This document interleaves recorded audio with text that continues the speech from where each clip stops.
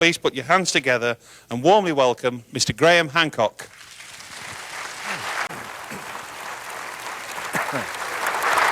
Thank you, Graham.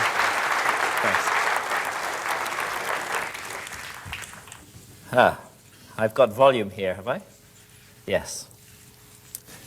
Thank you very much indeed for all being here today.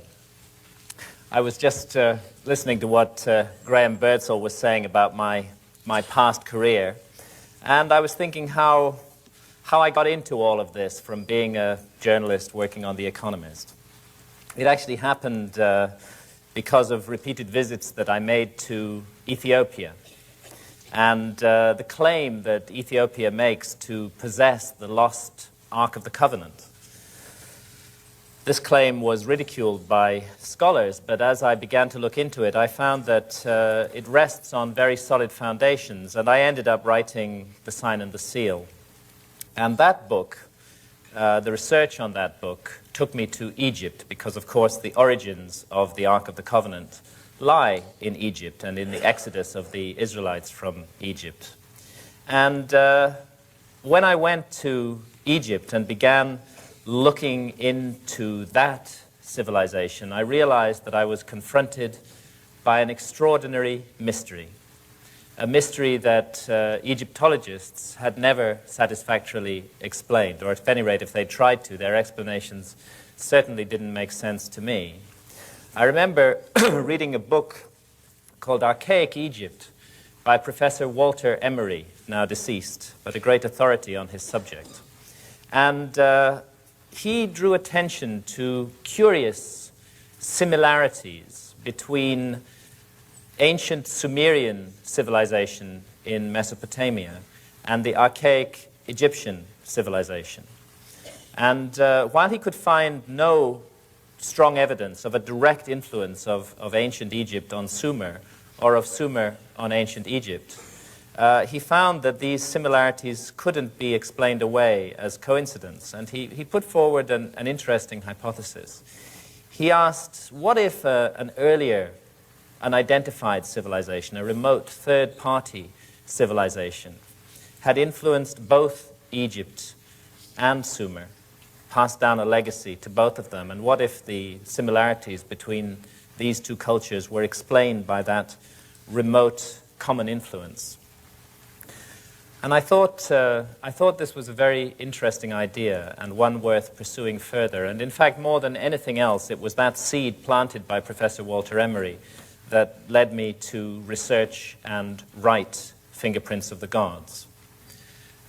I could not have written that book at all, or indeed developed in the direction that I have developed as a writer and researcher, if it hadn't been for my partner and wife, Santa Faya, whose photographs we're going to be looking at here. She's certainly been the most profound influence on my life. And I did some bad stuff back in the 1980s, which, when I look back on it, I regret it. But we have to live with our mistakes, and I'm very grateful to Santa for putting me right.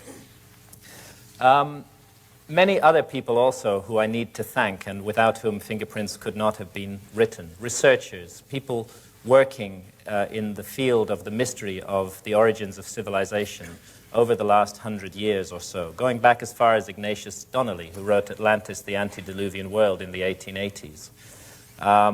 More recently, Professor Giorgio de Santillana of the Massachusetts Institute of Technology, he's now also deceased, did wonderful work on the astronomical content of ancient myths, the amazing discovery that in some of the oldest myths relating to global cataclysms that have come down to us from remote prehistory, that in those myths is found detailed astronomical information relating to the phenomenon that I'll be discussing a little bit during this talk, known as precession of the equinoxes. Professor Charles Hapgood, whose Earth crust displacement theory and whose work on ancient maps, again, provides a clue to this lost civilization that exists way back in our past, and I'm quite sure that it does exist. And more recently, Rand and Rose Flemath, who've refined Charles Hapgood's theories of Earth crust displacement. And John Anthony West, a great man who spent 20 years trying to draw the attention of Egyptologists to the erosional features of the Great Sphinx and the implications of that erosion. And of course, my friend and colleague, Robert Boval, with whom I have co-authored the new book, Keeper of Genesis. Robert's astronomical work on the Orion correlation between the pyramids and the three stars of Orion's belt is, in my view, the single most important breakthrough in this field, which has enabled the pyramids, mute for 4,500 years, to speak again and to speak in a comprehensible manner. I don't propose in this talk that I'm going to give on fingerprints today to go at all into the astronomical work that Robert and I present in Keeper of Genesis, because Robert will be doing that when he talks about Keeper of Genesis. But take it from me, the astronomy is really the key to this whole mystery. It's a way that some ancient people long ago, far more sophisticated and civilized than our historians would ever give credit for, found a way to communicate with the future, a way to wake up dormant memories in all of us, memories of that great golden age of mankind that is recorded in all our ancient myths. I'll start this talk just by looking at a few similarities, a few connections, bearing in mind what I said about Walter Emery and the theory of a remote third-party civilization. Let's extend that out from just the Middle East, from Egypt and Sumer, and let's look at connections between Egypt and the Americas, similarities that are ignored by scholars but are not explained by them. One issue concerns the face of the Great Sphinx, which we're looking at here. Robert and I are of the view, along with many of our colleagues, that the head of the Sphinx was recarved by the dynastic Egyptians, that the monument is many thousands of years older than the beginning of historic Egyptian civilization, and that it was probably originally lion-headed as well as lion-bodied, and that heavily eroded, millennially ancient leonine head was recarved into the face of a god by the early pharaohs of Egypt, perhaps at around 2500 BC, when Egyptologists think that the monument was actually created. What I want to draw attention to here is just a small point. It's pretty clear and well established that we're looking at the face of an African individual here, an African head. And I'd like to compare that with this African head, which is roughly the same size as the head of the Sphinx. It's an enormous piece of sculpture. When you stand beside it, it towers above you, and it weighs about 40 tons. The only problem with this African head is that it doesn't come from Africa at all. It comes from the Gulf of Mexico, and indeed was disinterred from the oldest archaeological strata in the Gulf of Mexico, in which it had been deliberately buried at around 13 or 1400 BC. We can say that it was buried then because organic material found alongside it has been carbon dated to that period. But I suspect the scholars may be making a mistake when they attribute this so-called Olmec head, the construction, the carving of the head, to that same period of, say, 1400 BC. It's a mistake in logic to assume that the head dates from the same period as the organic material that was buried with it. It's equally possible that it could have been a vastly ancient heirloom, a venerated treasure that was passed down over thousands of years until the time when this mysterious Olmec civilization, the supposed mother culture of Central America, also venerated it and buried it. I'm intrigued by the similarities of features between the face of the Sphinx and the face of this head. And by the way, we know nothing at all about the Olmecs. Not a single Olmec skeleton has ever been found. It's just a name that is applied to them. They're one of those mysterious high civilizations of antiquity, the origins of which are quite unknown. This also is an Olmec artifact, whoever the Olmecs were. And again, just on this theme of light similarities, I'd like to draw attention to the headdress that the figure is wearing, and to compare it with this headdress from Egypt. This is a 5th dynasty statue found at Saqqara, and I'm intrigued by the similarity of the headdress, because we're looking at cultures that are not supposed to have been in contact at all. 5th dynasty Egypt in 2300 BC and the Olmecs in 1400 BC, or perhaps much earlier than that. So how do such similarities come about? Is it just a coincidence? Was there a contact between these two areas at that time? Or could we be looking at the influence of a remote third-party civilization? This piece of sculpture is from Uxmal in the Yucatan, and it's associated with the Maya. And as you can see, it's a double feline figure, two pumas or leonine animals back to back. Again, we find a very similar device in ancient Egyptian iconography, two lions back to back, often joined at the hip, two lion sphinxes back to back, as here on this stela that stands between the paws of the sphinx. Let's see if I can get that sharp. They were called the Akeru, the gods of yesterday and today. And this device of placing two felines back to back, again, in my view, is too similar to the device found amongst the Maya to be written off entirely as a coincidence. Here we're looking at a piece of architecture from the Inca area. Let me just try and get this sharp. It's so difficult for me to see with all these lights on me. What I want to draw attention to here is the way that the block wraps around the corner. This is a supposedly Inca wall just north of Cuzco in Peru. And the blocks form a kind of L shape as they wrap around the corner, an unusual architectural device. We find exactly the same method of cornering here in the Valley Temple that stands next door to the Great Sphinx of Giza.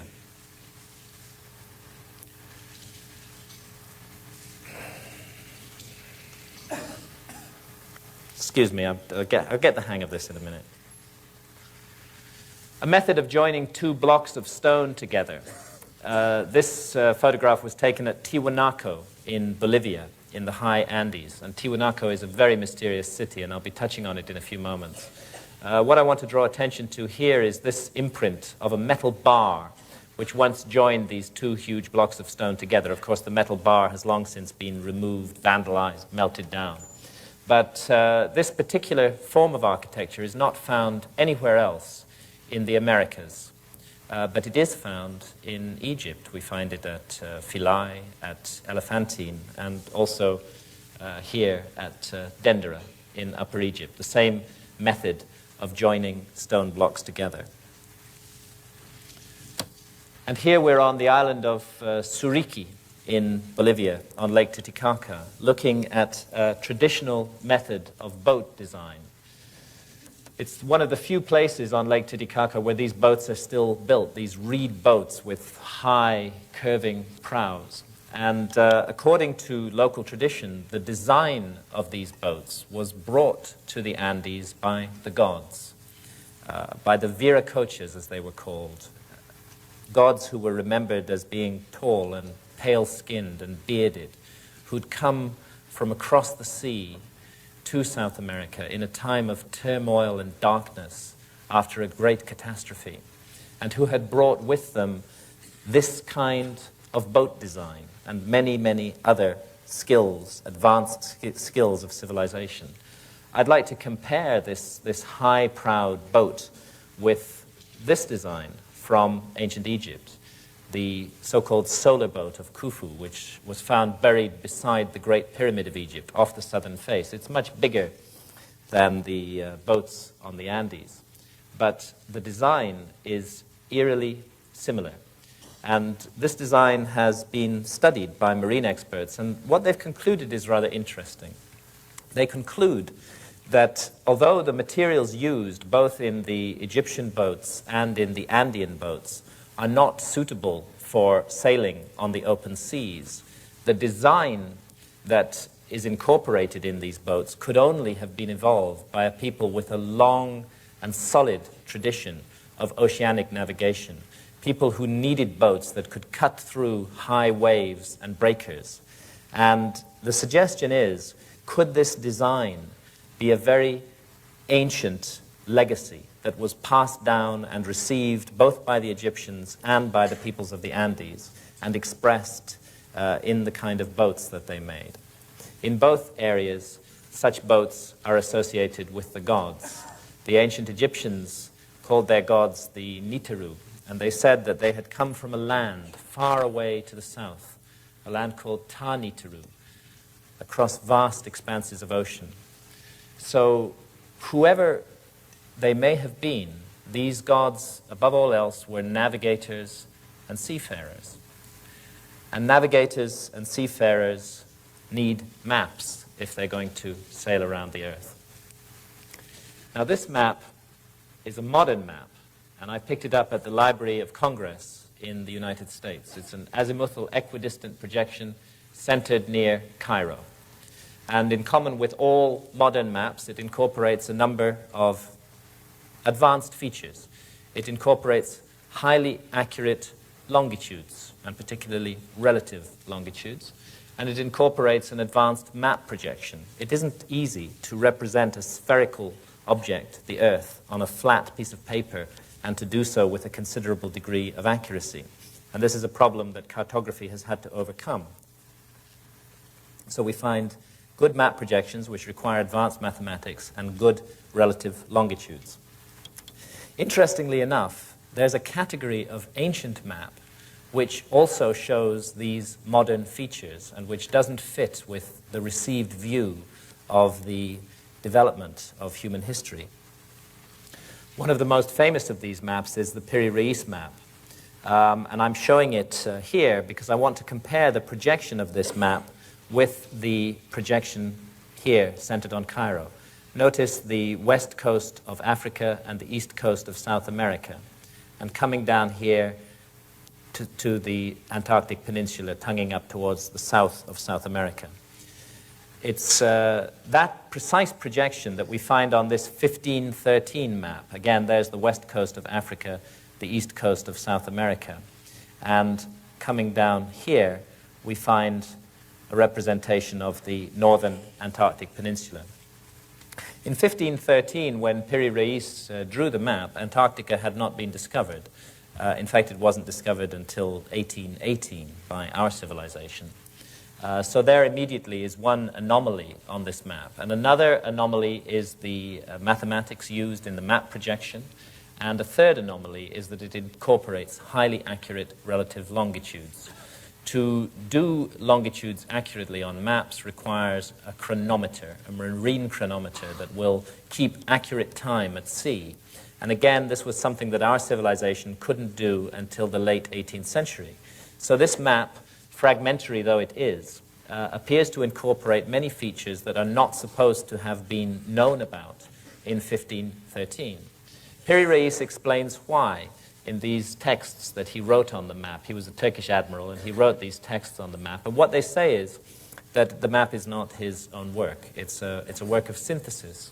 It's based on more than 20 earlier source maps, that he put all these maps together and derived his own map from these.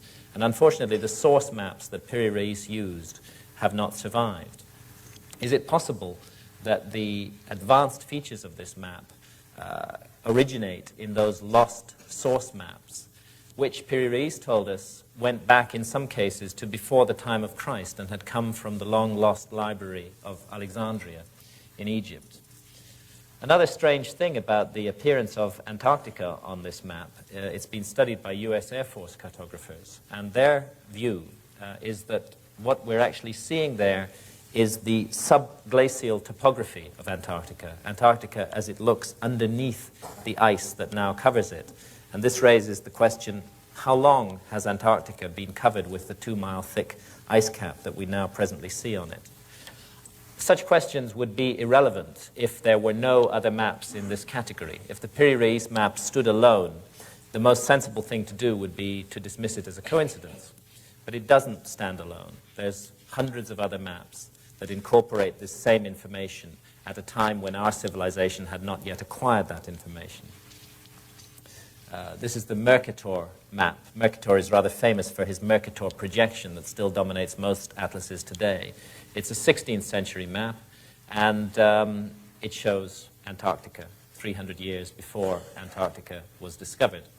And again, it's based on earlier source maps, and again, it incorporates accurate relative longitudes.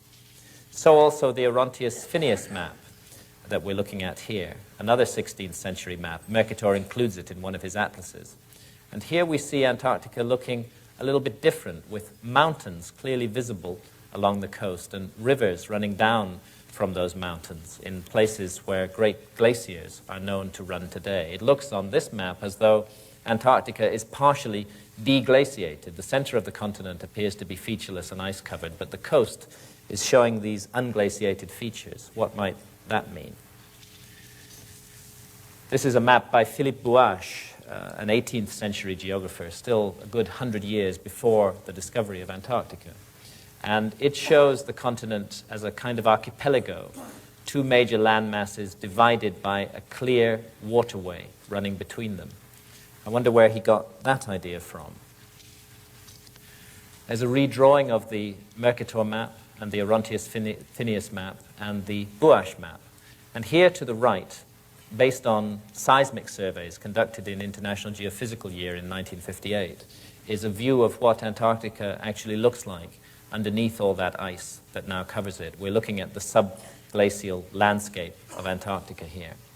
And while I wouldn't claim for a moment that the Bouache map is a perfectly accurate representation of the subglacial topography of Antarctica, I think it's much too close to the reality to be dismissed entirely. I think that much more research needs to be done into these anomalous early maps and into the source maps that they rely upon for their information, because we just may be looking at the faint fingerprints of a lost civilization, of a navigating, seafaring civilization that explored and mapped the entire globe long before what we call history began. The issue of the glaciation of Antarctica is a controversial one, and most scholars would say that it has been covered with ice in the form that we see it today for several millions of years. But there is some contradictory evidence, deep sea cores which bring up soils from the ocean bed, which suggest that rivers carrying fine-grained sediments were indeed running down off the coastline of Antarctica until about 10,000 years ago. Maybe that's the period we should be looking at. Maybe something happened in the world around then that we don't fully understand. And in my view, this whole mystery is intimately connected to the mystery of the last ice age and what an ice age is and why the last ice age came suddenly and traumatically to an end at around 12 or 14,000 years ago. You have ice sheets, 6 million square miles of ice covering northern Europe, 2 miles thick, as far south as London. You have a similar mass of ice covering much of North America, as far south as the Mississippi Delta, almost into the tropics. This ice is stable for 100,000 years. And then suddenly, almost in the blink of an eye, it all melts. Within just 1,000 or 2,000 years, it's all gone. Sea levels have gone up by 400 feet around the world, and hundreds of animal species have been rendered extinct. No complete explanation for why the last ice age came so suddenly and dramatically to an end has ever been offered by orthodox scholarship. There are clear correlations with astronomical events, including, interestingly, the precession of the equinoxes, which I'll be talking about later. Interestingly, because many of the ancient myths of global cataclysm that I've analyzed in Fingerprints of the Gods incorporate precise information on precession. It's almost as though they're trying to tell us that there's a connection between precession and the ending of ice ages. And lo and behold, we've known for the last 20 years that there is a connection between precession and the end of ice ages. It's a correlation. We don't know what causes this ending of the ice age. I think that this is the period that should be looked at by scholars. This is the period that deserves much more detailed research than it's had.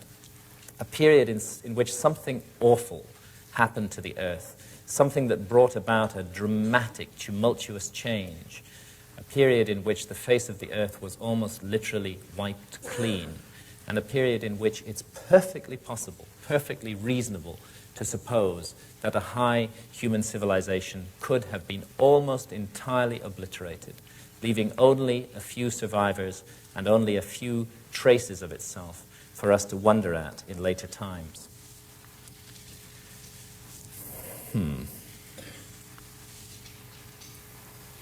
Well, there is the Earth, and that's the extended north pole of the Earth, pointing at the star Polaris in the constellation of Ursa Minori. Let me focus this a bit. That is our pole star in the present time, because of the phenomenon of precession, which causes the Earth to wobble very, very slowly in a cycle of 25,920 years. The pole star gradually changes. It will not always be Polaris, and it has not always been Polaris. But it's a very slow change, about 1 degree every 72 years, not noticeable in a human lifetime. It also affects the positions of all the other stars in the star field. And if you can establish that a monument is aligned astronomically or incorporates astronomical symbolism, it's possible to use precession to date that monument. And we think that the ancients who left their fingerprints around the world used the phenomenon of precession as a deliberate way of communicating information about themselves to the future. And I'll be touching on that a little bit in this talk, and Robert will be doing so much more in the talk on Keeper of Genesis that he'll be giving after me. This site, Machu Picchu in Peru, is an extraordinary piece of landscape gardening on a gigantic scale. It's dated by Orthodox archaeology to around 500 years ago. It's possible that it's much older than that. I won't go into the details here, but astronomers have studied the alignments of some of the features of Machu Picchu, and they've concluded that these were laid out thousands and thousands of years earlier than the Orthodox dating of the site. Another aspect that many of these sites have, in addition to intriguing astronomical alignments, is the use of enormous blocks of stone. We're looking here at a wall in a place called Sacsayhuaman near Cuzco, and the stone that I'm standing beside has been calculated to weigh 361 tons. In layman's terms, that's 500 Ford Sierra motor cars. It really beggars belief that this kind of work could have been done by a primitive people, to put together massive blocks of stone weighing hundreds of tons each, to align them to the stars and to join them together in these curious jigsaw puzzle formations requires amazing engineering and architectural skills. And I think that our historians and scholars tend to gloss over the implications of this much too easily. All around the world there are monuments like these, undateable by any objective technique, because you can't, as I said earlier, carbon date stone, which bear the fingerprints of a high technology in remote antiquity, or if not a high technology, at any rate a technology that we do not properly understand today. This is the Altiplano in Bolivia, in the high Andes, and I'm showing this photograph really to indicate how sparsely populated the Altiplano is, how few people live there at an altitude of more than 12,000 feet above sea level. It's not the kind of terrain that can support a large population. Crops are grown, but they come out of the ground stunted, and the yield is extremely low. As a result, very few people live on the Altiplano today. And there's a mystery in that. and a problem in that, and it's to do with the city of Tiwanaku, which stands on the Altiplano at an altitude of 12,500 feet above sea level. Here's a bit of Tiwanaku. This is the piece of Tiwanaku that's called the Pumapunku, and it consists of absolutely enormous blocks of stone. I mean, they're just unimaginably large. This piece has been calculated to weigh 400 tons. And I can't understand, I just don't see it within orthodox historical explanation, how at this altitude above sea level, 12,500 feet, where you cannot grow crops to support a large population who could haul those stones into place, and I don't know if 400-ton blocks could be hauled into place by anybody, how this could have been done at that altitude and in that location, and why it was done. I think that the city of Tiwanaku is one of the most mysterious sites in the world. In a way, it's the New World equivalent of Giza. It's a site about which there are far more questions than answers, and a site about which the dating needs to be seriously re-examined. The dating of Tiwanaku by Orthodox archaeologists has for a long time been set at around 500 AD, just about 1,500 years ago. Although more recently, there are some archaeologists working in the area who have daringly sought to push that date back, and there are a few who've stuck their neck out and said that Tiwanaku may go back as far as 2000 BC. The difference of opinion amongst the scholars in itself shows how little we know about this site. The conventional view that dates it to 500 AD is based on the classical study by Professor Max Ewell, who's always cited as the great authority on Tiwanaku. I was surprised to discover that his influential book on Tiwanaku had been written without him ever having found the need to actually visit the site himself.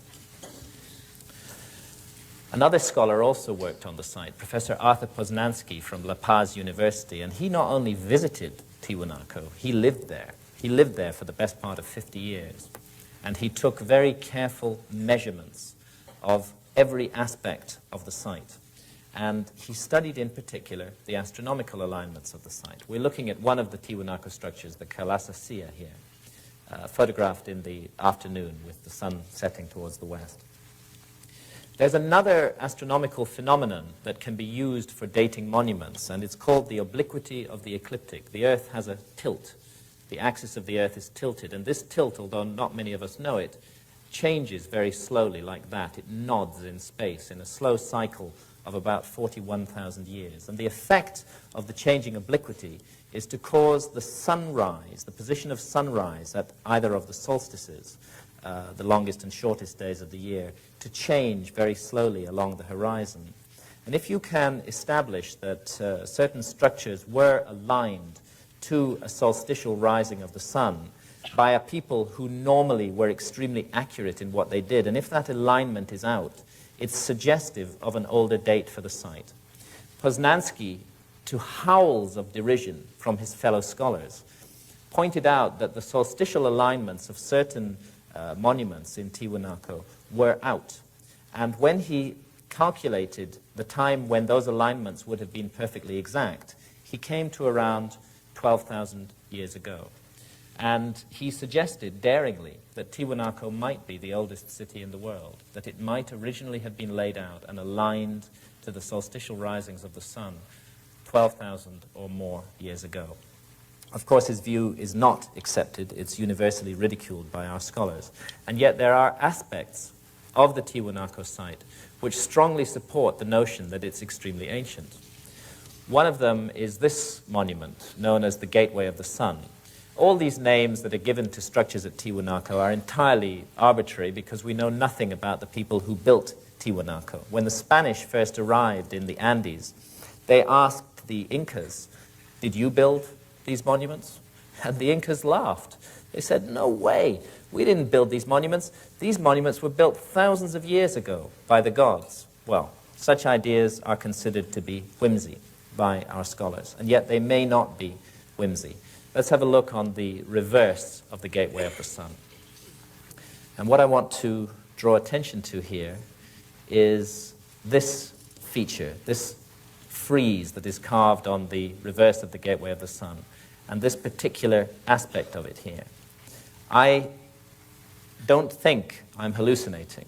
I think that I'm looking at two large ears, two eyes, a trunk, and two tusks. In other words, I think that I'm looking at the face of some sort of elephant. If I am looking at the face of some sort of elephant, then there's a real problem with the dating of this site, because there have not been any elephant-like creatures in the New World for a very long time. In fact, you have to go back to around 10,000 BC, around 12,000 years ago, to find a creature that fits that bill. And that creature, here's a biological reconstruction drawing of it, was called Cuvier. It was one of those great Ice Age mammals that became extinct suddenly and dramatically at the end of the last Ice Age. Could we be looking at a drawing, a carving of Cuvier done from life long before history began? And here, another ancient piece of stone from Tiwanaku. Very faded, very worn down. But let's trace out this figure that appears on it. There's the two hind legs, the two front legs, the open mouth, the uplifted snout, the ears, the curved back, and the tail of an apparently unidentifiable species of mammal. It doesn't look anything like any animal that runs around in the Andes today. But it does look very like an extinct mammal, and that mammal was called Toxodon. There's a biological reconstruction drawing of Toxodon. And Toxodon, like Cuvier, became extinct at around 12,000 years ago, and prior to that had been found plentifully in the area of Tiwanaku. With these kind of carvings and the astronomical dating done by Poznański, I think there's a prima facie case for a complete re-examination of what Tiwanaku might really be and how old it might be and what it might mean. And there is other evidence that points in that direction as well. We're looking at Lake Titicaca here and at one of those reed boats. And Lake Titicaca today is 12 miles away and 100 feet lower than Tiwanaku. And yet, even Orthodox archaeologists agree that Tiwanaku was built originally as a port on the shores of Lake Titicaca. There's massive harbor constructions to be found at Tiwanaku, and there's really no doubt that it was built as a port. So the question is, how long does it take a lake like Lake Titicaca to recede in depth by 100 feet and 12 miles away from the edge of the city of Tiwanaku? I discussed this problem with geologists from the British Geological Survey working in that area. Oddly enough, they didn't know about Tiwanaku, but they did know about Lake Titicaca. And they told me that that amount of recession of that particular lake would have taken at least 10,000 years. So another science, geology, is pointing to a far greater antiquity for the city of Tiwanaku than is accepted by our scholars today. Finally, from Tiwanaku, I want to draw attention to this figure. It's assumed to be, and it probably is, an image of that legendary god, Viracocha, who came with his demigods, the Viracochas, to South America long, long ago, who's remembered in all those myths. Again, it's a very worn piece of stone, but the goatee beard of this figure, this rather extravagant goatee beard, is quite easy to make out. That's how Viracocha is described in all the legends, a tall, pale-skinned, bearded figure. And his description does not fit in any way the description of the indigenous inhabitants of that region. Indeed, the description of these Viracochas and the memory of them was so strongly held in South America that when the Spanish under Pizarro arrived to loot and rape and destroy the culture of South America, to wipe clean the memory banks of mankind in South America, to our loss, I may add, they were not initially opposed. It was assumed that they were the Viracochas returning, and because the Viracochas had been remembered as good people, bringers of civilization, it was mistakenly assumed that these European pirates were also good people. Well, we know now that they were not, and that they've cost us dear in what they did in South America, leaving us only fragmentary evidence to go by. Precisely the same problem occurred in Central America, in Mexico. There was also a memory of a tall, pale-skinned, bearded god. He was called Quetzalcoatl. He too had come from across the sea in a time of darkness, in a boat that moved by itself without paddles. He too was remembered as a civilization bringer and associated with the ending of a great flood.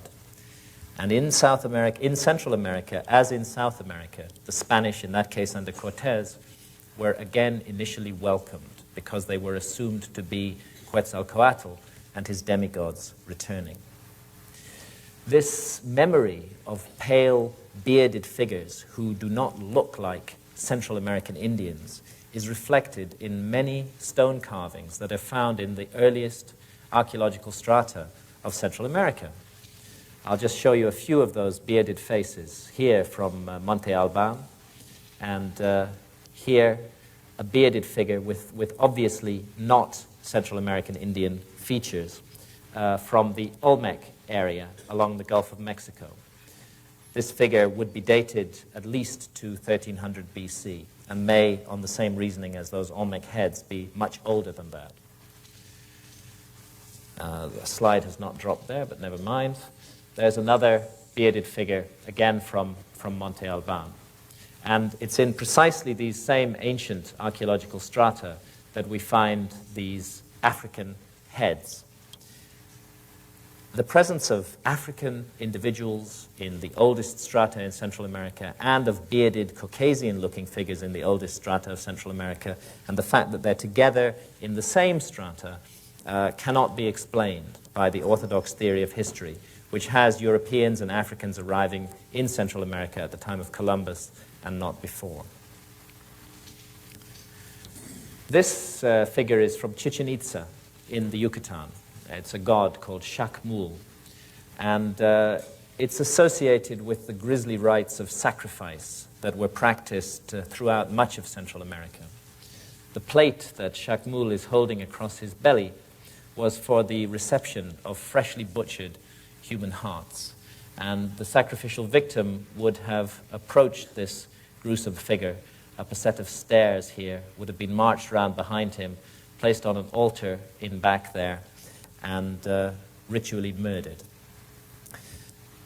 I could never come to terms with this memory of human sacrifice in Central America. It seemed so out of accord with the many beautiful and serene aspects of Central American culture. I tried to look into it and to find out why it was that people like the Aztecs were so savage in the sacrifices they conducted. And the Aztecs would routinely sacrifice up to 80,000 people every year. They believed that they were a chosen tribe, that they had a divine mission, and that that mission was to prevent the end of the world. They believed that there had been 4 previous epochs of the earth that they called the 4 previous suns, and that the last one, 4 Atl, had been brought to an end by a tremendous earth-destroying deluge. And they believed that we live in the 5th sun, or 5th epoch of the earth, and that somehow through a strange, distorted reasoning, they felt that by offering up human blood and hearts to the sun, they might prevent, or at any rate postpone, this prophesied ending of the world in which we live. The practice of human sacrifice in Central America was known as pachi, and pachi means to open the mouth. A high priest and 4 assistants participated in the ritual. A hard physical blow, of course, was struck to the body of the sacrificial victim, and it was believed that at the moment of death, his soul would rise directly to the heavens and become a star in the sky. Oddly enough, in ancient Egypt, Egypt of the pharaohs, there was also a ceremony called the opening of the mouth. It was part of the funerary rituals of the pharaoh, and it was conducted after his death, after his body had been mummified. A high priest and 4 assistants participated. A hard physical blow was struck to the mummified body of the pharaoh. And after the completion of the opening of the mouth ceremony, it was believed that the soul of the pharaoh would rise directly to the heavens and become a star in the sky.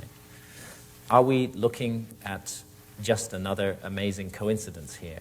Or is it possible that an explanation for these eerie similarities can be found in the notion of a remote, third-party, ancestral civilization which influenced both Egypt and its ideas and Central America and its ideas, which passed down a common legacy to both places, a legacy that was perhaps used very differently in both of those places, but which still retained down through thousands of years certain common features, particularly this notion of the opening of the mouth and the stellar destiny of the soul. The Maya who built this monument, this is the pyramid of Quetzalcoatl, or Kukulkan as he was known in the Yucatan at Chichen Itza, were an astonishing civilization, and perhaps their greatest achievement, or it's thought until recently to have been their achievement, was their calendar system, the Mayan calendar. But we know now that the Olmecs, those mysterious predecessors of the Maya, used precisely the same calendar. So it's clear that the Maya inherited it from the Olmecs. And is it possible that the Olmecs inherited it from an even earlier and higher civilization, long lost to history? This is a calendar that incorporates a more accurate length of the solar year that we use in our Gregorian calendar today. It's based on precise and extremely careful, long-term astronomical observations of the heavens, observations that focused, amongst other things, on the synodic return of the planet Venus and measured that extremely precisely. It's the work of master astronomers. It's this calendar, the Olmec or Mayan calendar, which most thoroughly enshrines the notion of recurrent destructions of the earth, that we live in great cycles, and that each cycle will sooner or later come to an end and end the world in which we live. And like the Aztecs, the Maya believed that there had been 4 previous epochs of the earth, and that we still live in the 5th epoch, the 5th sun. But unlike the Aztecs, the Maya, through their calendar, were able to calculate exactly when the 5th epoch of the earth would come to an end. When we translate their calendar into our calendar, we find that they're telling us that all civilization will be ended by a great movement of the earth on the 23rd of December, 2012 AD.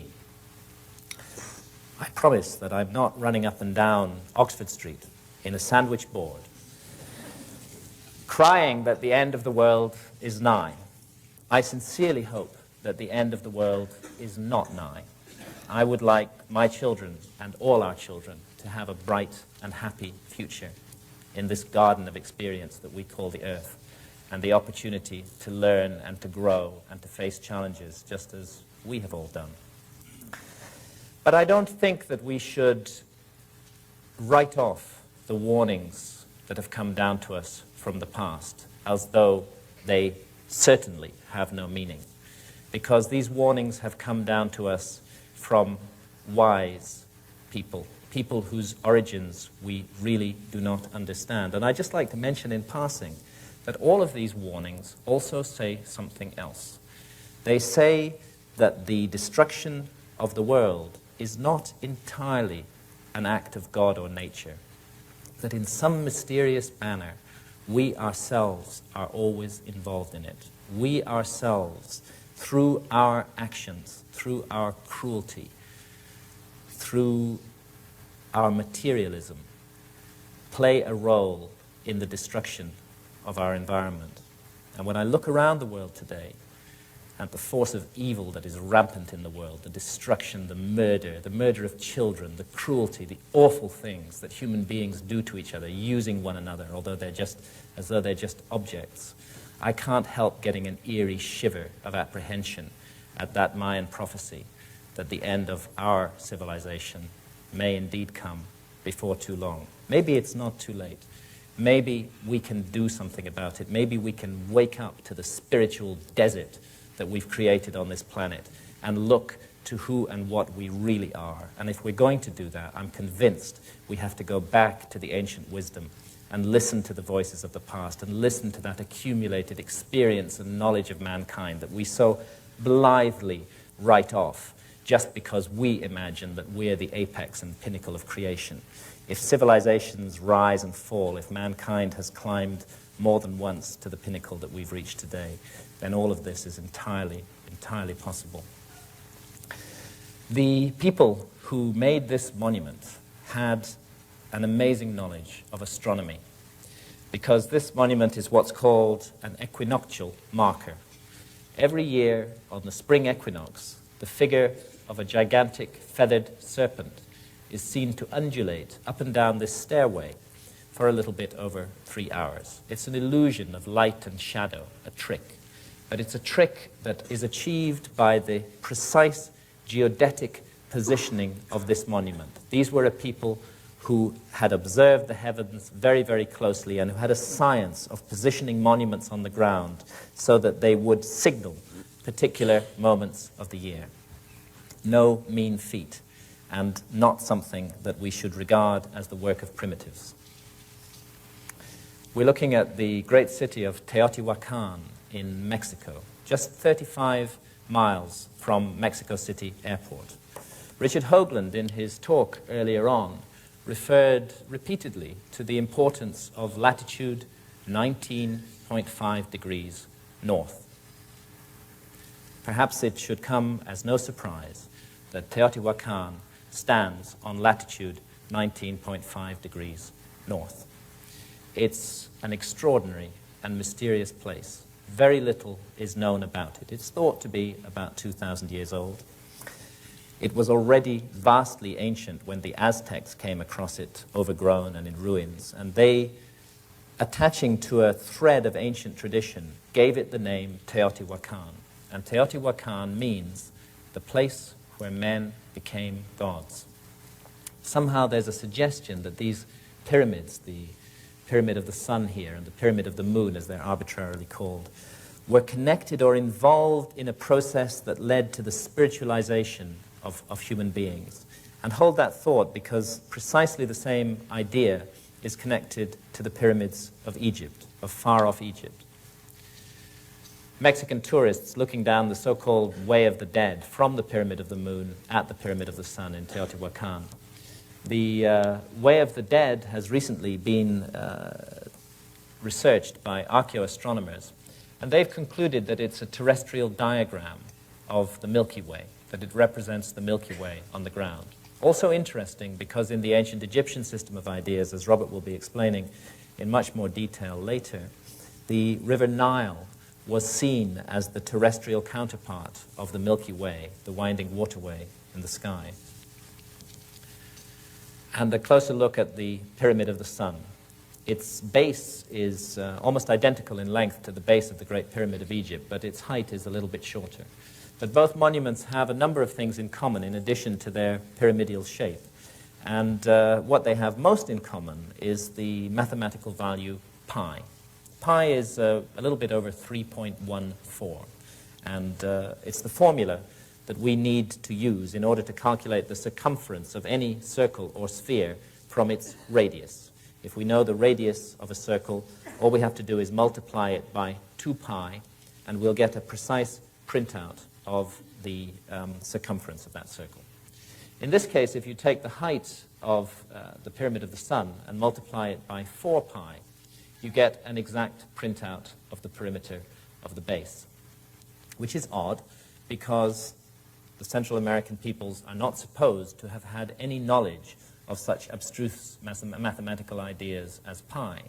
Pi is attributed by our scholars to the Greeks. The discovery of pi is attributed to the Greeks, and the Central Americans and the Egyptians are not supposed to have had any knowledge of this kind of mathematics. Yet we find pi incorporated with great precision into the dimensions of the Great Pyramid of Egypt, the last surviving wonder of the ancient world, which is at least 4,500 years old, perhaps older, and which long predates any Greek civilization. Egyptologists don't dispute that pi is found in this monument, and it's found in precisely the ratio that we need to calculate the circumference of a sphere from its radius. If you take the height of the Great Pyramid and multiply it by 2 pi, you get an exact printout of the perimeter of the base. The Egyptological theory on this is that it happened by accident, that the Egyptians or whoever built the pyramid incorporated pi in it by accident. It was just one of those things. And in Egyptological theory, it has to be an accident because they cannot accept that the pyramid builders had knowledge of advanced mathematics.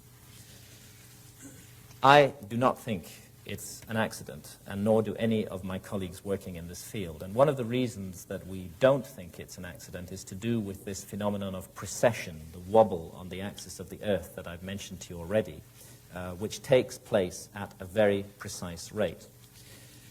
I'm going to need to explain this in a little bit of detail. It involves some numbers. When you take the height of the Great Pyramid and multiply it by a particular value, by 43,200, you get an exact printout of the polar radius of the Earth. And when you take the base perimeter of the Great Pyramid and multiply it by that same value, 43,200, you get a printout of the equatorial circumference of the Earth. We think that one of the many functions of this monument was to serve as a mathematical scale model of the northern hemisphere of the Earth. And the reason that we think that is the scale used. This monument, to use one of Richard Hoagland's phrases, knows where it is on the planet. It knows what it is. I'll try and explain why. There are 4 key moments, astronomically speaking, in the year. The winter solstice, when the north pole of the Earth points most directly away from the sun. The summer solstice, the longest day, when the north pole points most directly towards the sun. And the 2 equinoxes, spring and autumn, when the Earth in its orbit lies broadside on to the sun.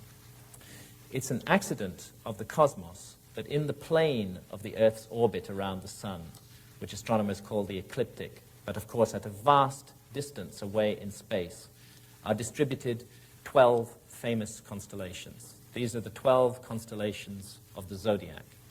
And because of this phenomenon of precession, the background constellation against which the sun is seen to rise at dawn on the spring equinox very slowly changes. The Earth reaches this broadside-on moment to the sun slightly earlier in its orbit each year. It's a difference of 1 degree every 72 years.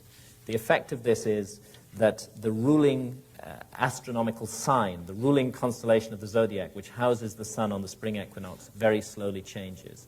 And it takes 2,160 years exactly for the sun to pass entirely through one sign of the zodiac. That's what the old song about living in the dawning of the age of Aquarius is to do with. Aquarius will soon be housing the sun on the spring equinox as a result of the phenomenon of precession. Now, if you take 2,160 and multiply it by 20, you get 43,200, which is the scale used in the pyramid-Earth ratio. And we think that it was very deliberately used to signal what this monument is, one of its functions. They wanted to build a monument that was very massive and that no reversion to barbarism could destroy, and which was a mathematical scale model of the northern hemisphere of the Earth. They needed a scale on these criteria somewhere between 1 to 40,000 and 1 to 50,000. And they chose 1 to 43,200 because it's a significant scale, because their mathematical model of the Earth was keyed in to the Earth itself by the scale used, keyed in to the characteristic signature of the Earth, the rate of precession of its axis, 43,200 being connected mathematically to the rate of precession. The intention was that in a future time, an astronomically literate civilization would be able to work out the cleverness that went into the design of this monument. What those ancient pyramid builders did not reckon with was that the site would be monopolized for 150 years by a group of intellectual barbarians called Egyptologists, who cannot accept under any circumstances that any intelligent behavior of this sort could have been connected to the last surviving wonder of the ancient world. I'm standing on top of the Great Pyramid here, and that means I'm standing on latitude 30. The Great Pyramid stands precisely 1/3 of the way between the equator and the North Pole. Egyptologists know this, but again, they regard it as an accident. So many accidents are called for by their theory of history that I think it's time we seriously questioned that theory and stopped blindly accepting it. This monument weighs 6 million tons. 6 million tons. And its sides are perfectly oriented to the cardinal directions.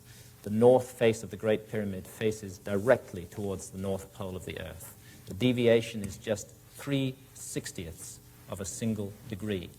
By the way, the deviation of the meridian building of the Greenwich Observatory in London is 9/60ths of a degree. This monument is more precisely aligned to true north than the Greenwich Observatory in London. This monument is the work of master astronomers and master engineers, master surveyors, a work of brilliance and genius,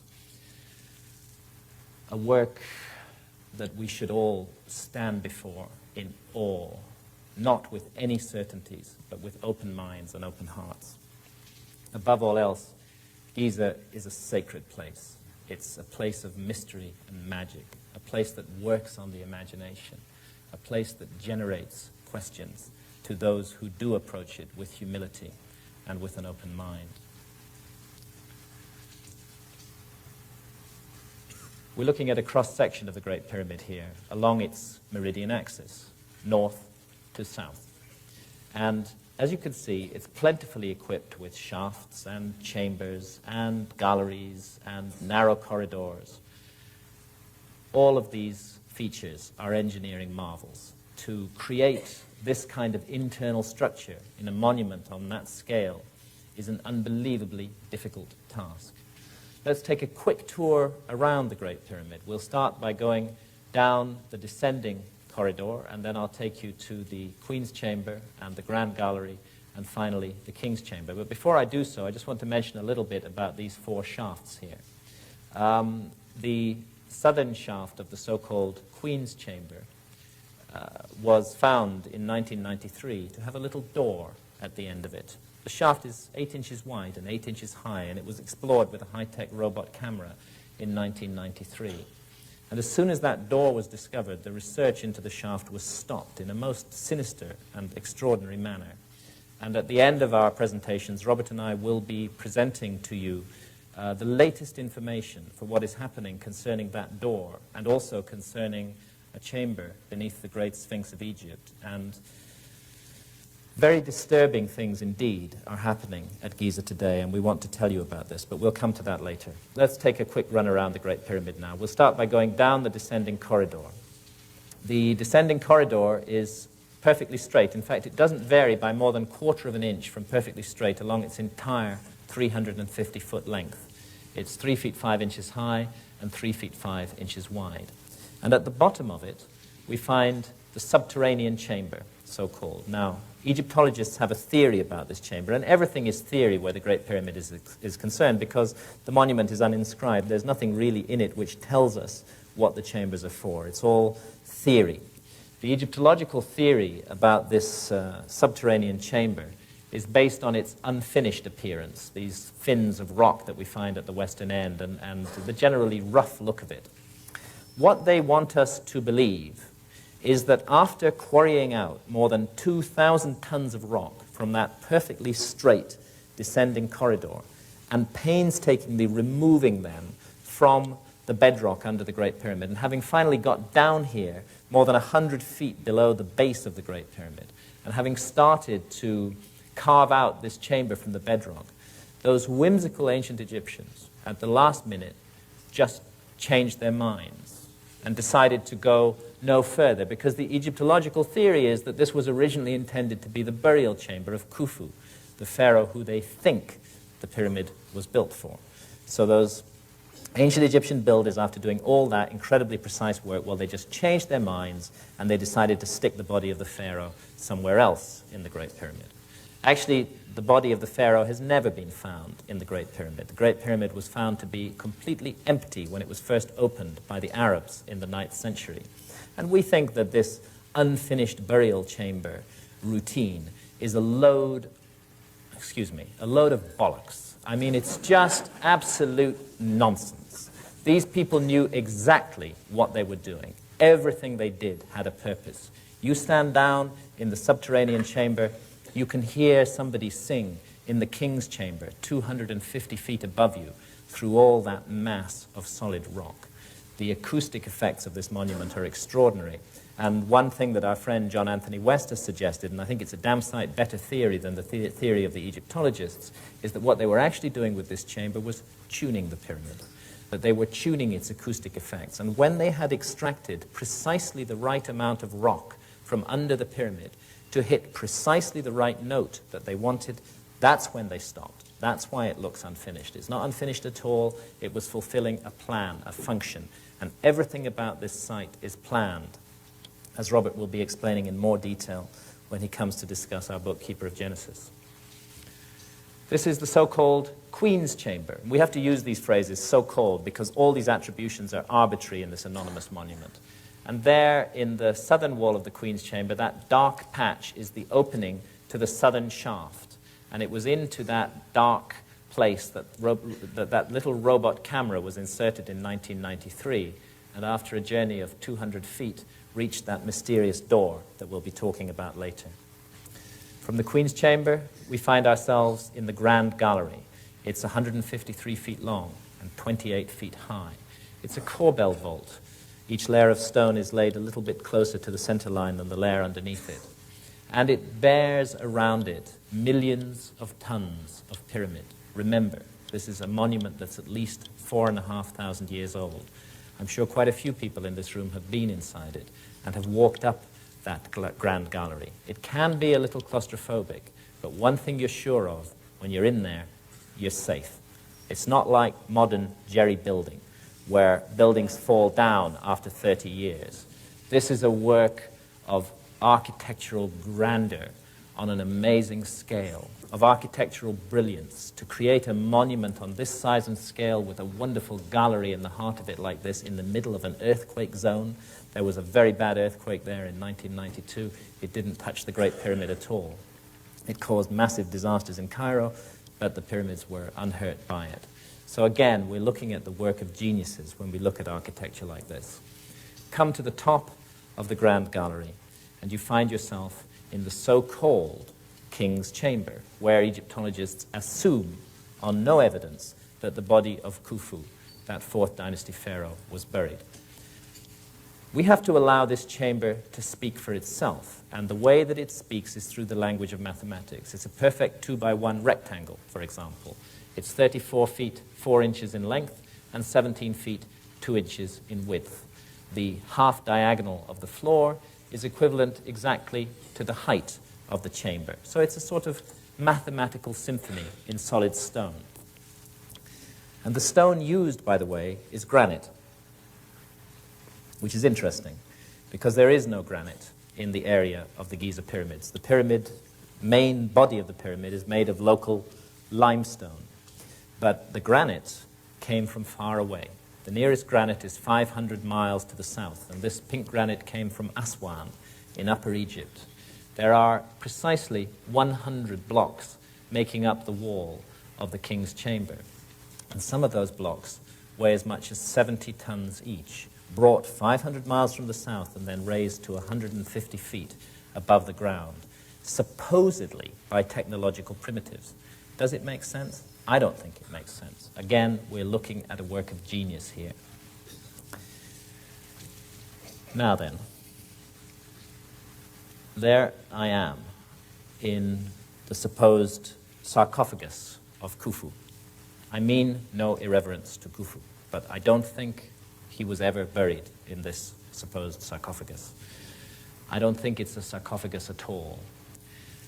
Robert and I have studied the meaning and the purpose of the pyramids in great depth in our new book, Keeper of Genesis, and we think, and there's a great deal of evidence for it, that whatever else they were, these monuments were used by many pharaohs in an amazing initiation ceremony that cultivated the power of knowledge in their minds and the spiritual dimension of their lives. And everything suggests that this plain granite box at the western end of that anonymous chamber high up in the body of the Great Pyramid was the culminating point of this initiation ceremony, when the pharaoh sought in his mind to go beyond death, to reach out for the life of millions of years that is spoken of in the ancient Egyptian texts. What I actually want to draw attention to here is the way that this box was made. Granite is a very hard stone, as many of us are aware. And anybody who's ever worked stone will know that you cannot cut granite with copper tools. And the ancient Egyptians of the Pyramid Age are supposed to have just become familiar with copper. More interestingly than that, it's become clear that this box and many other granite artifacts like it were not made by using abrasive drills, by using abrasion, sand, to gradually wear away the granite. They were made with tubular drills, a drill in the form of a tube which cut down into the granite, and then the drill core was knocked out with a hammer, and then another tubular drill was brought down beside it, another drill core was created, that was knocked out, and so on and so forth.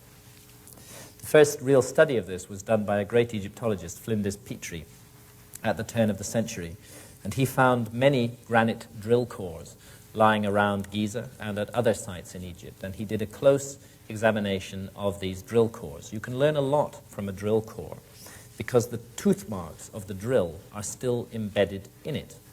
And what he learnt really disturbed him, because this was a man with a very orthodox conclusion about the origins and nature of Egyptian civilization. And yet he couldn't explain this. When he analyzed the cut marks in those drill cores, he found that these tubular drills had been descending into the granite with a pressure of more than 2 tons being applied to them from above. Now, how do you do that with copper into granite? How do you apply a 2-ton pressure without the whole mechanism buckling and failing to do the job? It just can't be explained in the orthodox view of history. A colleague of ours, Chris Dunn, who's a machine tool maker from Danville Metal Stamp in the United States, has been re-examining these drill cores quite recently. And he's come to an astounding conclusion, which I'll simply report to you without going further than that. His analysis of the cut marks suggests that whatever drills these people were using were cutting into the granite 500 times faster than modern power drills. I prefer the opinion of a machine toolmaker to the opinion of an Egyptologist when it comes to drilling matters, and I think Chris Dunn's views on this deserve further consideration. This is the so-called burial chamber of Menkaura, the third of the supposed 3 pharaohs who built the 3 great pyramids at Giza. The pyramid of Menkaura is the smallest of the 3 great pyramids, although it's still well over 200 feet tall. If we are to follow Egyptological logic, then we must conclude that this chamber was built by a certain B. Wilson. That this is not the pyramid of Menkaura, it's the pyramid of B. Wilson. And the reason that we have to conclude that is because they apply that logic to the single piece of writing that was found inside the Great Pyramid of Egypt. Above the king's chamber, there are 4 so-called relieving chambers, and in those some graffiti was found, very crudely daubed graffiti. And some of that graffiti bears the name Khufu, and also another name, Khnum Khufu.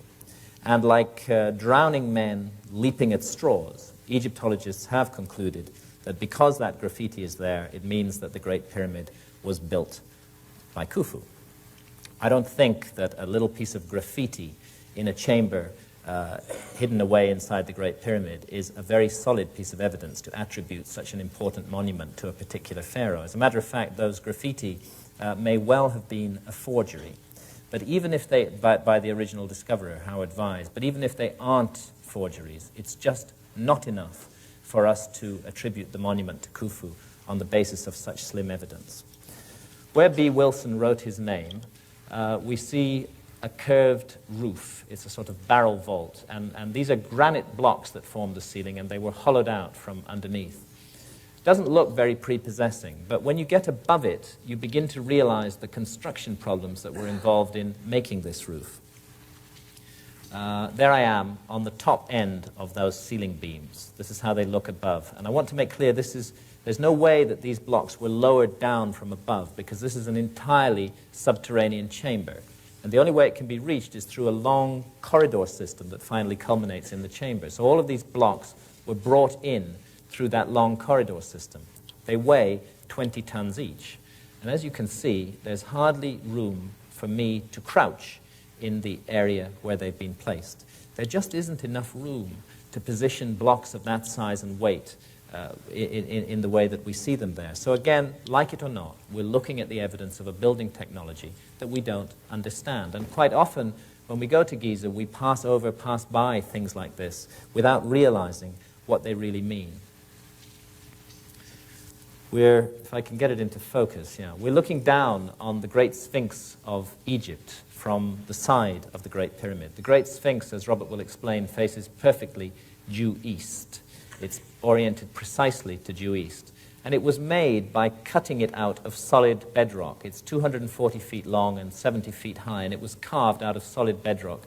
The core body was isolated by removing this trench of rock around it, and those rocks that were cut away from the core body were then sawn up into blocks, and those blocks were erected in front of the Sphinx in these two so-called temples, the Valley Temple and the Sphinx Temple. They're also entirely anonymous monuments, like the Sphinx, and actually, to be honest, we don't really know what their function is. But the interesting thing is the size of the blocks used in making those structures. We're looking at a side view of the Valley Temple here, and you can see the problem. These blocks of stone weigh 200 tons each, and there's hundreds of them. And they were put into position at the same time that the Sphinx was made. I'll be briefly outlining later on the geological evidence, which indicates that the Sphinx may be at least 12,000 years old. Since we know that this temple was made at the same time as the Sphinx, if it is 12,000 years old, and the astronomical evidence that Robert will be covering also corroborates that, then it means that 12,000 years ago, there were people on this planet who had the ability to lift and manipulate 200-ton blocks of stone. And this is a serious problem for the orthodox view of history, because 12,000 years ago, we were supposed to have been in an extremely primitive stage, living in caves. There's one other place in Egypt where you find these bare stone anonymous monuments using vast blocks, very similar to those of the Valley Temples. And this is the Osirion in Upper Egypt, near Abydos. It lies at a level 50 feet below surrounding temples. But because there is a temple of Seti I nearby, albeit 50 feet above it, archaeologists have deduced with their characteristic brilliance that this amazing structure must have been made by Seti I. There's no evidence for that. On the contrary, all the evidence suggests that it belongs to the same category of architecture as those mysterious temples at Giza, and that it may be as old as they are, that we may be looking at a 12,000-year-old monument here. And that's why it's interesting that it was always called the Osirion. It was associated with Osiris, with the high god Osiris, who the ancient Egyptians remembered as having come to their country in a remote period that they called Zeptepi, the first time, thousands of years before history began, bringing the gifts of civilization with him. There are many images of Osiris in Egypt. Here's one that's actually carved in that Seti I temple that I just talked about. And as you can see, he's a conspicuously bearded figure. In fact, Osiris and the symbolism of Osiris has much in common, and I've gone into this in some depth in Fingerprints of the Gods, with the symbolism of Viracocha and of Quetzalcoatl. My bet is, in all these figures, we're looking at memories of the survivors of a great lost civilization who settled in various parts of the world and whose mission was to keep the light of their knowledge burning and to find a way over millennia of barbarism to pass that knowledge down to the future, perhaps even to our own time, perhaps even to us today. As I said, Osiris was remembered by the ancient Egyptians as having come in the first time, long before history began. You talk to Egyptologists about Egyptian history, and they will tell you that they know far more about the history of Egypt than the ancient Egyptians did themselves. This arrogant statement has been made in print by several Egyptologists. And yet, the Egyptological chronology of ancient Egypt is based entirely on ancient Egyptian records, records such as these. This is the king list of Pharaoh Seti I at Abydos, and he's showing his young son, Ramesses II, a list of all the kings of Egypt who'd ruled before their time, together with the lengths of their reigns. And the notion that we have of 30 dynasties of Egyptian pharaohs is based on this king list and on other king lists like these. On the opposite wall of the same temple is another list, which again is matched by many other lists that the ancient Egyptians passed down. And this is a list of a mysterious group of beings called the Shemsu Hor, the followers of Horus, who were believed by the ancient Egyptians to have ruled in Egypt for thousands of years before the first pharaoh of the first dynasty took the throne. The followers of Horus, who retained a memory of the divine origins of their civilization, whose mission was to pass that memory down to the future, and who were attributed by the ancient Egyptians themselves as the guardians of the wisdom legacy that ancient Egypt inherited. These references to the first time, to the followers of Horus, to this remote prehistoric period when the gods came to Egypt, are found again and again in the oldest scriptures of mankind, carved on the walls here of a 5th dynasty pyramid, the Pyramid of Unas at Saqqara. These are called the pyramid texts, and they were compiled roughly in the epoch of 2500 to 2300 BC. They contain repeated references to this mysterious period, the first time. And I'll leave it to Robert, in his talk on our book, Keeper of Genesis, to really bring out what the first time means. It's difficult to see in this light, but on the ceiling of this chamber, there are hundreds of stars, and the pyramid texts are full of references to the stars and to the heavens, very precise and very specific references. What we think is that astronomy can be used to arrive at a precise date for the first time, as Robert will be showing you. Astronomy relating to these monuments on this profoundly astronomically aligned site. This photograph was taken at the winter solstice with the sun overhead the pyramid of Menkaura. And just a little bit on the Sphinx. When we say the word Sphinx, we're actually speaking the ancient Egyptian language, because Sphinx is a corruption through Greek of the ancient Egyptian phrase Sheshep Ankh. And Sheshep Ankh means living image, living image. But the question is, whose living image does the Sphinx represent? Egyptologists think they know the answer to this question. And their theory about who the Sphinx represents and about the age of the Sphinx, their opinion on this matter, is falsely presented as fact in all our textbooks and all our encyclopedias. You look up the Sphinx of Egypt in the Encyclopedia Britannica or any other text of that nature, and you'll be told, without any question mark over the matter, that it was built by the pharaoh Khafre in his own image in around 2500 BC. And yet, the Great Sphinx, like the pyramids, is an entirely anonymous monument, and since it's carved from raw stone, we have no objective way of dating it. What we're dealing with that attribution to Khafre is purely and simply Egyptological opinion. And as Robert and I have gone on with our work into Giza and into the monuments of Giza, we have come to trust Egyptological opinion on these matters less and less. In fact, we don't think that the Egyptological opinion on these matters is right at all. We think the Egyptologists have got it totally and utterly wrong. Perhaps you agree with us, perhaps you don't. But one thing is for sure. It's very bad scholarship that the opinion of scholars should be presented as fact when it isn't fact. Let's see what the Egyptological opinion about the identification of the Sphinx really rests on. One thing it rests on is the face of the Sphinx. Egyptologists tell us that this anonymous monument looks like Khafre. And they say that because there are a few statues of Khafre that have survived which actually have Khafre's name on them.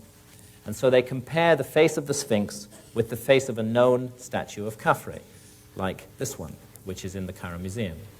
And they tell us that the two faces are identical. Well, we don't see it that way. We don't think that the two faces look similar at all. We think they look very different. But don't take our word for it, and don't take the word of Egyptologists for it. The person who really is an authority on faces is somebody like a police forensic artist, somebody who's made a lifetime study of the similarities and differences between faces. And back in the early 1990s, colleagues of ours, led by John Anthony West, brought a police forensic artist to Giza, Lieutenant Frank Domingo of the New York Police Department, with 20 years on the force. And he did a very careful point-by-point identikit comparison of the face of the Sphinx and the face of Khafre. And here are some of his drawings. What he concluded is that he just couldn't understand why Egyptologists were under the impression that the Sphinx looked like Khafre. He saw no resemblance between the two faces at all, and when he compared key angles of the faces, he concluded, he swore an affidavit to this effect, that whoever the great Sphinx's face represents, it certainly does not represent the face of Khafre. The angles of the face are completely different, and he in fact concluded that the great Sphinx represented an individual of an entirely different race from Khafre. Okay, so that dismisses the facial similarity view that Egyptologists wish to foist on us. What else do they base their attribution of the Sphinx to Khafre on? They tell us that there are certain texts around Giza which say that the Sphinx was built by Khafre. Let's look briefly into this issue. Let's start with a text that was found at Giza which says very definitely that the Sphinx was not built by Khafre. This is the so-called inventory stela, which stands neglected in a corner of the Cairo Museum today. According to Egyptologists, the inventory stela is a work of fiction. It's an ancient Egyptian novel, which we have to ignore. And why do we have to ignore it? The reason we have to ignore it is because it doesn't fit their theory. The inventory stela tells us that the Sphinx was already standing and already remotely ancient when Khufu, the predecessor of Khafre, came to the throne. And if the inventory stela is correct, then the Egyptologists must be wrong, and Khafre could not have built the Sphinx. But, say the Egyptologists, the inventory stela doesn't date from the same period as the Sphinx, and this is true. The inventory stela dates from about 1,200 years after the orthodox dating for the Sphinx. The orthodox dating for the Sphinx is 2,500 BC, and this stela belongs to the period of 1,200 BC, or perhaps a little bit later. They say, since it's not contemporary with the Sphinx, we don't need to pay attention to it. But yet, with that amazing double standard for which Egyptologists are the world leaders, they base their attribution of the Sphinx to Khafre on another piece of text, which also is not contemporary with the Sphinx, and in which, in fact, dates from the same period as the inventory stela. They base the attribution of the Sphinx to Khafre on this stela, which is called the Dream Stela, and it was put up by Pharaoh Thutmose IV to commemorate a restoration campaign that he undertook on the Sphinx.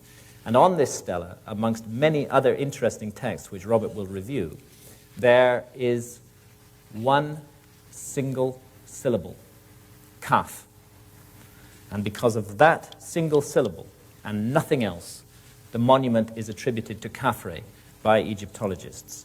They wish us to believe that Thutmose was telling us that Khafre had built the Sphinx, that he was commemorating the building of the Sphinx by Khafre.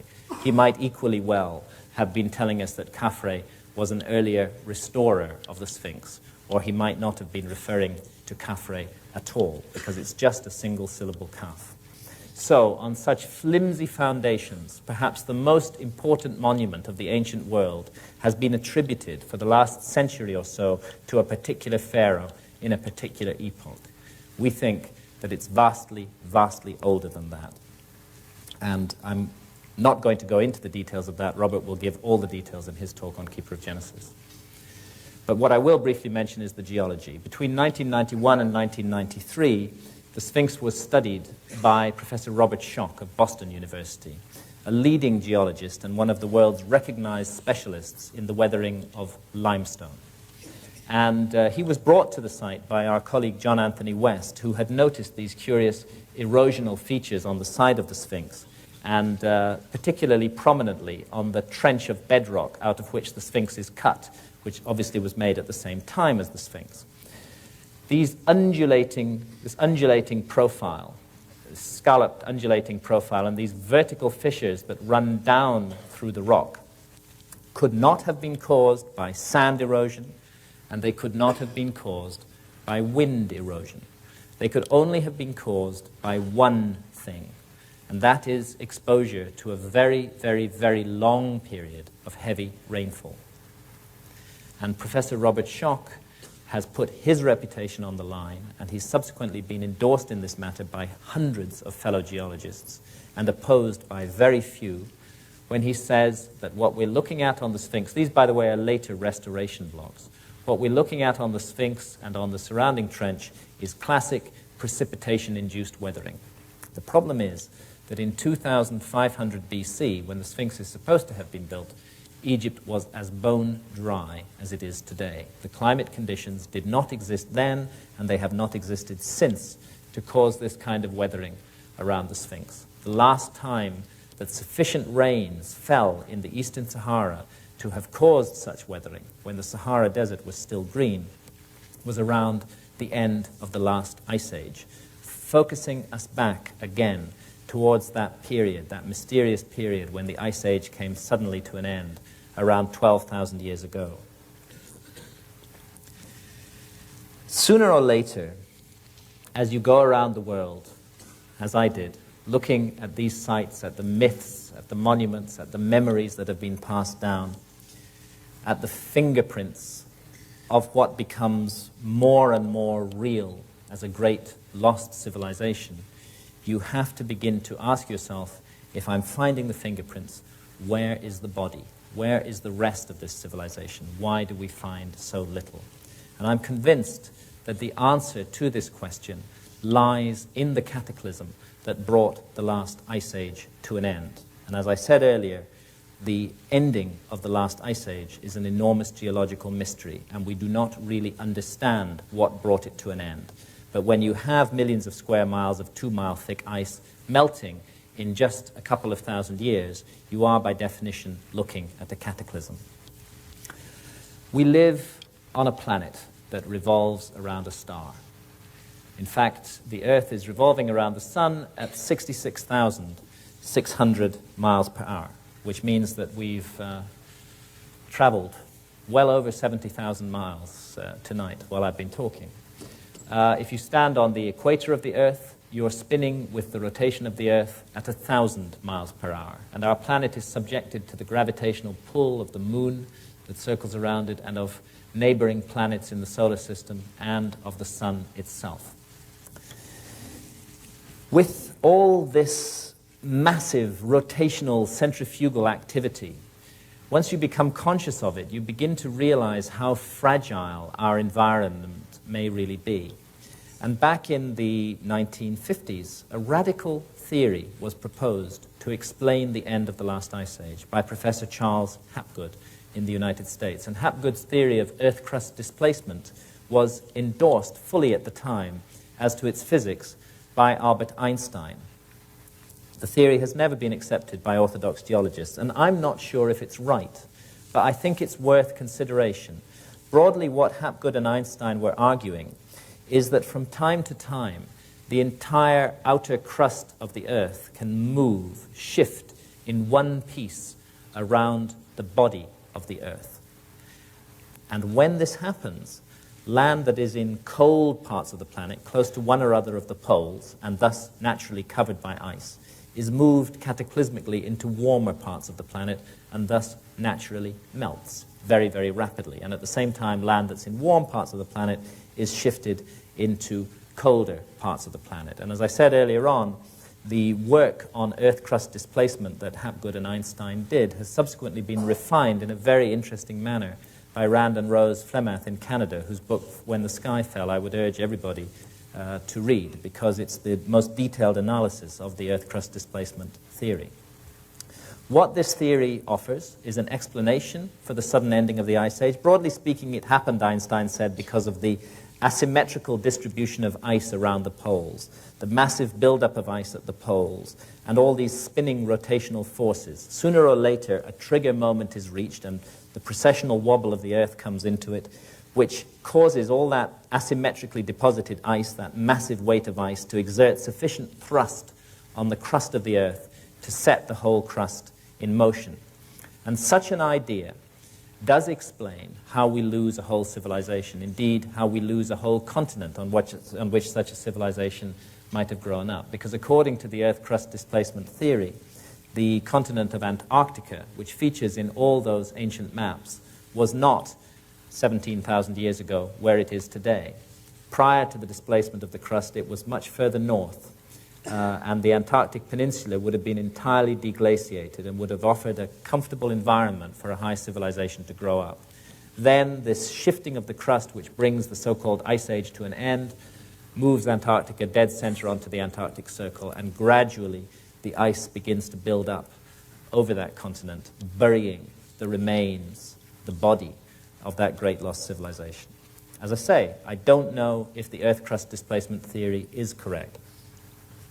All I do know is that something awful happened to the Earth at the end of the last Ice Age.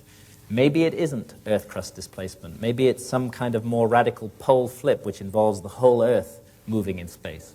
Maybe it's something to do with our cosmic environment. Recent evidence has come out of a giant comet striking the Earth at around that period, at around the 10th millennium BC. And such a comet, scientists are now seriously arguing, may have been at the root of the worldwide traditions of deluge and disaster that I review in Fingerprints of the Gods. And, well, if we're not all busy exploring Australia from 599 pounds, many of us might have been aware that an enormous meteor recently whizzed by the Earth at a very close range. Such a meteor, were it to strike our planet, would have the capacity to set in motion a nuclear winter, to end civilization as we know it, to force us all to begin again, those of us who survived. The earliest surviving mention of the lost continent of Atlantis was passed down to us by the Greek philosopher Plato. And Plato got his information, he said in the Timaeus, from Solon, an earlier Greek philosopher. And Solon, in turn, and lawmaker, got his information from an Egyptian priest, a priest of Sais in the Delta. And what that priest said, referring to records going back more than 9,000 years before his time, was this. He said that our Earth is periodically visited by a gigantic cataclysm, and that every time this happens, mankind is forced to begin again like children, with no memory of what went before. And I suspect, I really do, that that's what we are. We're a species with amnesia. We're children who've forgotten our own parents. But those parents who were destroyed in that great cataclysm at the end of the last Ice Age, I'm now certain that some of them did survive, and that they settled in places like the high Andes, and most prominently of all in Giza, where the three great pyramids and the great Sphinx stand. And they, Robert and I are now convinced, found a way to pass down the memory of who they were and of the special, wondrous knowledge that they had to the future. They found a way to wake us up again. They created a kind of alarm clock for the planet, a beacon that would draw people towards it, and at the right time, when conditions were right, would wake us up. And when I look around the world today, amidst all the turmoil and killing and disaster, I also see a sign of hope. I see a great awakening of consciousness amongst open-minded people everywhere. I think that ancient beacon is working. I think the message that it has sent down the ages is beginning to come through loud and clear. And what Robert and I have tried to do in Keeper of Genesis is get to grips with the beginning of that message. Thank you very much indeed.